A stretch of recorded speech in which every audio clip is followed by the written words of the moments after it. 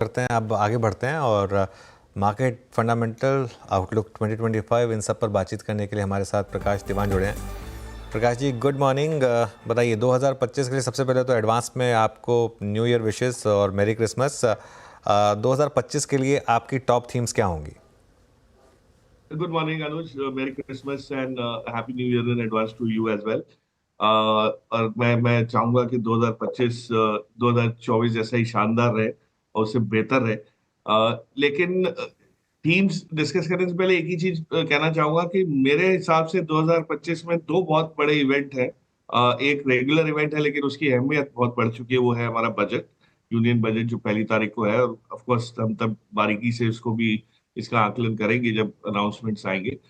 लेकिन जो 20 तारीख को ट्रम्प साहब की शपथ ग्रहण है, उसके बाद के जो इवेंट फ्लो है पोटेंशियली वो बहुत मायने रखेगा मार्केट के रुख के लिए, खास करके यूएस मार्केट की वजह से। और यूएस मार्केट की वजह से आपको फ्लोज जो है इमर्जिंग मार्केट और यूएस के बीच में, वो एक उसका उसकी जो तालमेल है, वो आपको एक समझने में थोड़ी सी आसानी हो जाएगी। तो मेरे हिसाब से 2025 एक्चुअली 30 दिन बाद, 32 दिन बाद शुरू होगा हमारे लिए कुछ और डिसाइड करने के लिए। लेकिन ब्रॉडली जो थीम समझ आ रहे हैं वो ये है कि जो सेक्टर्स पिटे हुए हैं और जो थोड़े से इंसुलेटेड है हमारे अर्थव्यवस्था के हिसाब से, उसमें अगर आप थोड़ा सा फोकस करें तो वहां पे आपको अपॉर्चुनिटीज अच्छी खासी दिखेंगी।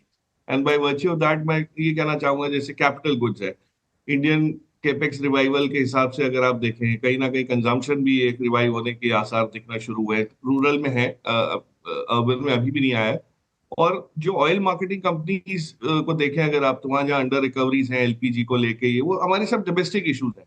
तो मुझे लगता है जिस हिसाब से मार्केट चल रहा है उसमें आपको ये बिल्डअप जो है, चाहे वो हाउसिंग का हो या सीमेंट का हो, ये सब चीजें आएंगी। लेकिन मैं वही बोल रहा हूँ, जो कैविएट ये है कि ट्रम्प साहब की कोई नीति में कोई रोक टोक ना आ जाए जिसकी वजह से टैरिफ्स को लेके कुछ चिंताएं हमारे कुछ सेक्टर्स पे बने, मूड थोड़ा सा बिगड़ सकता है। वो उम्मीद के अलावा 2025 का थीम्स जो है ये सारे हैं। और वैल्यूएशन में कंफर्ट जिन सेक्टर्स में, उसी में हम लोग फोकस करेंगे, थोड़ा बॉटम अप करेंगे, लेकिन सिलेक्शन थीम्स का जो है वो टॉप डाउन है। ओके, बिल्कुल। कुछ एक आध स्टॉक्स की बात करते हैं प्रकाश जी, जहां पर अच्छे मूव्स हैं। इंडिगो आज के टॉप गेनर्स में से एक। क्या तैयार है ये स्टॉक वापस अपने प्रीवियस ऑल टाइम हाई की तरफ जाने के लिए? Oh absolutely absolutely. देखिए, इस मार्केट में हुआ क्या कि जो थोड़ा बहुत कंपटीशन स्पाइस और विस्तारा से आना शुरू हुआ था, एयर इंडिया को मैं कंपटीशन इसलिए नहीं कहता क्योंकि सेगमेंट्स अलग हैं। अब आप देखिए, कल मैं बैंगलोर से वापस आया जब शाम को, तो वहां पे जब वो जो सारे शेड्यूल का बोर्ड पड़ रहा था, तो उसमें ऐसी ऐसी जगहों पे इंडिगो की फ्लाइट्स हैं जो आप एयर इंडिया से पहले उम्मीद करते थे, जब एयर इंडिया सरकारी ओनरशिप में था, कि वहां जाना पड़ता है इसलिए जा रहे हो सेक्टर, जैसे बैंगलोर से दरभंगा की फ्लाइट। अब ये आप ये सोचिए कि लोगों ने दरभंगा क्यों जाना है, बैंगलोर से नॉन स्टॉप फ्लाइट क्यों लेनी है, ये सब जो चीजें हैं ये रियलिटी में कन्वर्ट हो चुकी है। और इंडिगो के लिए एक चीज बहुत अच्छी जो बनी है कि विस्तारा एयर इंडिया की मर्जर की वजह से जो रैशनलाइजेशन अभी भी 6 महीने और लग सकता है होगा, उस दरमियान ये अपना मार्केट शेयर थोड़ा सा और उस पर हावी हो जाएंगे। और प्राइसिंग जिस टाइप की चल रही है, मैंने आज तक इस टाइप की प्राइसिंग नहीं देखी जो कांस्टेंट रहे। पहले हम सोचते थे सिक्लिकली है, सीजनलिटी है, लेकिन अब तो कांस्टेंट बेसिस पे प्राइसेस जो है वो काफी हाई रहते हैं। और इंडिगो में जो वन ऑफ जो लास्ट रिजल्ट्स में क्वार्टरली अर्निंग्स में थोड़ी सी डिसअपॉइंटमेंट आई और लोगों को चिंता लगने लगी कि भाई ये प्रॉफिटेबिलिटी पे बहुत इस पे अंकुश लग रहा है, वो एटलीस्ट इस क्वार्टर पे आपको दिखेगा कि वो वन ऑफ था। और वो वापस अपने रन रेट पे आ जाएंगी, जो आस्क और रास्क और कास्क का जो रन रेट होता है उसके हिसाब से देखें तो इंडिगो में बहुत अच्छी खासी चाल अभी भी बाकी है। और ये अपनी पोजीशन कंसोलिडेट जैसे जैसे करेंगे, ऑफ कोर्स एक ही दबाव है, जो प्लेन्स नहीं मिल रहे। तो आपके पास नए एयरपोर्ट्स आ गए, नए सेक्टर खुल गए, नए पैसेंजर्स बनते जा रहे हैं, लेकिन आपके पास जहाज नहीं है। लेकिन जैसे ही वो सॉल्व होता है, I think it will go back to this. और उनके जो दो नए प्रोडक्ट्स उन्होंने लॉन्च किए, ब्लू चिप और स्ट्रेच, जो बिजनेस क्लास वाला है। ऑफ कोर्स स्ट्रेच अभी सिर्फ बॉम्बे दिल्ली, बॉम्बे बैंगलोर, दिल्ली बैंगलोर पे है। वो उसकी भी रेवेन्यू कंट्रीब्यूशन बहुत ही उम्दा रहेगी। So I think all in all aviation पे मैं पॉजिटिव हूँ, उसमें खास करके इंडिगो पे एटलीस्ट एट दीज लेवल, पता नहीं आज क्या भाव है, लेकिन जो नीचे आया था उसके बाद से वहां एटलीस्ट 25-30% की अपसाइड जरूर बनी हुई दिखती Prakash sir, good morning and merry Christmas. Virendra बोल रहा हूँ मुंबई दिल्ली स्टूडियो से। ये एक और ऐसे स्पेस की बात करते हैं जो कि पिछले 3 महीने में सबसे ज़्यादा पनिश्ड है। Along with FMCG, it's Nifty auto. अब नया साल शुरू हो जाएगा, प्रारंभ हो जाएगा, और इन्वेंट्री अभी भी बहुत है। आप कोई कॉल ले रहे हैं इस वक्त किसी स्टॉक पे, whether it's I think auto ancillary, space, tyre, battery, कोई अच्छा लग रहा है इस प्राइस पे आपको? Good morning Veeru. आप को दिल्ली की ठंड मुबारक हो, क्रिसमस की भी बहुत शुभकामनाएं। थैंक यू देखिए, सर। जो जो जो जो ऑटो में जो चेंज आ रहा है वो क्या आ रहा है वो समझना जरूरी है कि एक अंडरलाइन शिफ्ट है। आप देखिए, मारुति जैसी कंपनी जिसने इतने सालों तक ये कहा कि हम लोग को ईवी पे अभी हम बहुत जल्दबाजी नहीं करेंगे, फोकस करने में समय लगाएंगे, सोचेंगे, समझेंगे, उन्होंने भी फाइनली अपने इलेक्ट्रिक व्हीकल का ऐलान कर दिया। तो ये आपको क्या बता रहा है कि लीडर ने भी फाइनली अपना इसके अंदर जो है इस मंच पे कूदने का डिसीजन लिया है। अब इसमें जो मूव आगे आएगा, जो सेल्स की जो प्रोफाइल आएगी, वो आपको ईवी पे ज्यादा हावी होती हुई दिखेगी। धीरे धीरे शिफ्ट जो है आईसी इंजन से सीएनजी से ईवी पे आने की उम्मीद जो है वो बढ़ती जा रही है। उसका रीजन ये है कि चार्जिंग इंफ्रास्ट्रक्चर की हम लोग सब वेट कर रहे हैं। आज गाड़ी लेने से पहले आदमी ये सोचता है कि अगर मुझे लॉन्ग डिस्टेंस जाना है तो रास्ते में चार्जिंग पॉइंट्स कौन से हैं, कितने एक्सेसिबल हैं, वायबल है कि नहीं। अभी भी चार्जिंग स्टेशन अगर आप देखें, मैंने एक्सपेरिमेंट खुद किया है, हर जगह चार्जिंग करो तो एक अलग ऐप आपको डाउनलोड करना पड़ता है, उसको समझना थोड़ा सा पड़ता है, कभी कभी चलता है, नहीं चलता है, कनेक्टिविटी नहीं आती है। तो ये जो ऑपरेशनल टीथिंग प्रॉब्लम्स है, ये धीरे धीरे बहुत जल्दी सॉल्व, धीरे धीरे हो रही थी, अब जल्दी सॉल्व हो रही है। अब मेरे लिहाज से, मेरे मेरे हिसाब से ये इसमें जो ट्रांजिशन है, ये थोड़ा सा 2025 में आपको बहुत बड़ी रफ्तार में दिखेगा। उस लिहाज से अगर देखें तो एमएनएम का पोर्टफोलियो देखिए। जो एमएनएम की नई कार्स हैं, जो जो उन्होंने बी सीरीज में जो लॉन्च की है, ऑफ कोर्स कमर्शियली वो मिलना शुरू होंगी, रोड पे आएंगी तो थोड़ा सा और एक्साइटमेंट बढ़ेगा। But they are of a very high pedigree, मतलब बहुत बढ़िया क्लास की उस गाड़ियां निकाली हैं जो प्राइस पॉइंट पे वो लोग दे रहे हैं। ईवी के टैक्सेशन स्ट्रक्चर को अगर आप समझे तो आपको ये ख्याल आ जाएगा कि उसमें बैटरी की कॉस्ट हाई होने की वजह से ओवरऑल लैंडेड कॉस्ट हाई है, लेकिन टैक्सेशन इतना हाई नहीं जितना कन्वेंशनल कार्स में।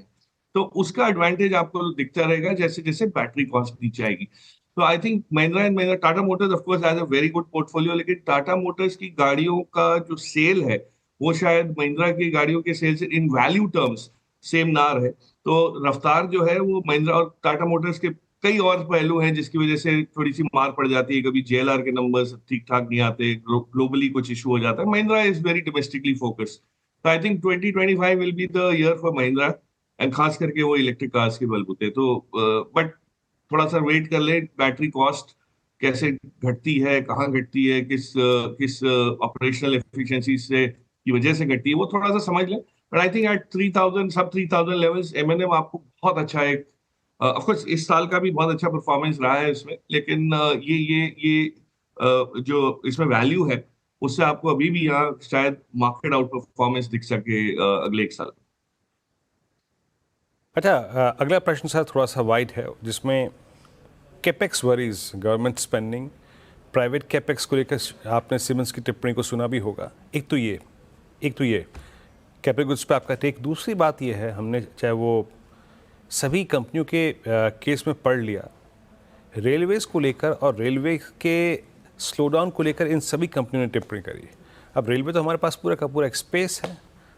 रेलवे पे, कैपेक्स पे, कैपिटल गुड्स पे आपका टेक इस वक्त? तो ये लोग कैपिटल गुड्स पे जो 3 साल पहले कोविड के बाद से जो चाल दिखी हमको, मुझे नहीं लगता कहीं वहां पे बहुत कोई बड़ा स्लो डाउन आएगा। थोड़ा सा रोटेशन होगा। कैपिटल गुड्स बहुत वास्ट सेक्टर है, जैसे आपने भी सही फरमाया। तो उसमें कौन से सेगमेंट्स चलते हैं, हम कई बार इंडस्ट्रियल्स को भी उसमें करते हैं, जो कैपिटल गुड इंफ्रास्ट्रक्चर कंपनी है उसमें भी करते हैं। लेकिन जिस हिसाब से और रेलवे का जैसे आपने जिक्र किया, रेलवे में ऐसा नहीं है कि स्लो डाउन है। रेलवे में एक बजटरी कंसोलिडेशन आएगा। जो पिछले एक साल में खर्चा हुआ है वो देखिए तो पूरे साल हुआ ही नहीं है। कुछ ऑर्डर्स अभी कवच के और ये सब जो ऑर्डर्स आए हैं, ये तो अभी दिसंबर में जाके आए हैं, और जबकि पुराना जो कवच का जो फेज था वो सितंबर में खत्म हो चुका था। तो ये गैप जो आया है और अभी भी ऑर्डर्स आए हैं, एग्जीक्यूशन बाकी है। तो मेरे हिसाब से रेलवे भी पुराने एग्जीक्यूशन से सीख रहे हैं, समझ रहे हैं कि भाई कहाँ पे फोकस करना चाहिए, किस टाइप के वेंडर्स हमें चाहिए, कौन से प्रोसेसेस पे रिस्ट्रिक्शन होने चाहिए, किस पे छूट होनी चाहिए। और ये सब होते होते फरवरी मार्च हो जाए। तो अगर बजटरी एलोकेशन वापस रेलवे के लिए ठीक ठाक आता है तो आपको एक वापस इसमें एक नई तरंग दिखनी शुरू हो जाएगी, which I am very certain about कि कोई वहां पे स्लो डाउन आपको दिखेगा नहीं। उसमें बहुत सारी कंपनीज हैं, वो तब डिस्कस कर सकते हैं। लेकिन रेलवे स्टॉक्स जो जनरली हम बात करते हैं जिनकी, उसमें अगर आप देखें तो उनके ऑर्डर बुक्स ये वो सब वहां की वहीं है और इम्प्रूव ही है। लेकिन पी मल्टीपल्स थोड़े से कॉन्ट्रैक्ट हो गए, जैसे डिफेंस में भी। सो वो मौका है लॉन्ग टर्म इन्वेस्टर्स के लिए ऐड करने का। और भाव से ना जाएं, आप बिजनेस प्रोफाइल से जाएं कंपनीज की। तो अगर देखेंगे तो वहां सब जगह इंप्रूवमेंट। सो चाहे वो IRFC हो या जो बड़े बोरिंग सा बिजनेस लगता था एक जमाने में, या राइट्स हो या इरकॉन हो, ये सब में कुछ ना कुछ आप देखिए तो एक्टिविटी अच्छी खासी बढ़ी है, घटी नहीं। ऑन ओवरऑल कैपिटल गुड्स मुझे ये लगता है कि जो पावर ट्रांसमिशन साइड में जो अपॉर्चुनिटी है अभी, वो इतनी ज्यादा है और उसमें बैकलॉग बनता जा रहा है। मैं जिन कंपनी से मिल रहा हूँ जो पावर जनरेशन में है, वो तो ट्रांसफॉर्मर्स को लेके, ये सब चीजों को लेके अपना काम कर ही रहे हैं। लेकिन जो कंजम्पशन साइड वाला जो फेज है, जहां जहां पे ट्रांसमिशन डिस्ट्रीब्यूशन आता है, वहां पे तो अभी तक कोई अपग्रेड हुआ ही नहीं। तो ये अपग्रेड जो है, और आपने पावर ग्रिड कॉर्पोरेशन के आंकड़े देखे जो ऐलान किया उन्होंने, तो I think it's going to be huge. मतलब 2025 अगर कोई एक थीम बहुत कैपिटल गुड्स में या इसमें ओवरऑल स्पेंडिंग में, केपेक्स में चमकेगा, तो मुझे लगता है वो पावर का है, और वो भी डिस्ट्रीब्यूशन साइड में ज्यादा है।